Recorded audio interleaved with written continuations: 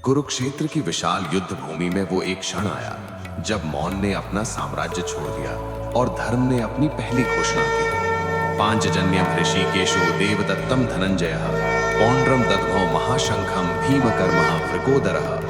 श्री कृष्ण ने पांचजन्य, अर्जुन ने देवदत्त और विशाल कर्मों वाले भीम ने अपना पौंड्र नामक महाशंख बजाया। ये तीनों शंखनाद तीन दिशाओं से उठती तीन शक्तियों की घोषणाएं थे, ज्ञान, कर्तव्य और बल। अनंत विजयम राजा कुंती पुत्रो युधिष्ठिरः नकुलः सहदेवश्च सुघोष मणिपुष्पकौ।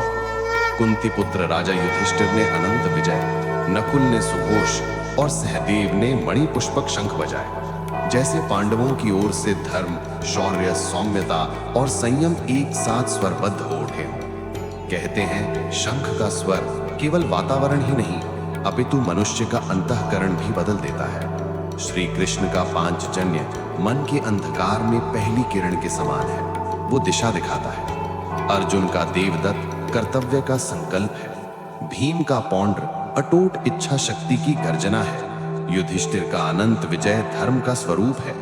नकुल का सुघोष और सहदेव का मणिपुष्पक, इन सभी ने मिलकर धर्म की पांच कलाओं को एक स्वर दिया, सत्य, करुणा, संयम, शौर्य और विवेक। और हमें ये सिखाया कि हर मनुष्य का जीवन एक छोटे से कुरुक्षेत्र जैसा है, जहां कभी निर्णय टकराते हैं, कभी भय बांधता है और कभी मन स्वयं से ही लड़ने लगता है। पर जब हृदय में धर्म का शंख बजता है तो मनुष्य सत्य की ओर लौट ही आता है। जब भी जीवन आपको किसी कठिन मोड़ पर खड़ा कर दे, जहां भ्रम और भय आपको पीछे खींचना चाहे, तब इन शंखों को याद कीजिए।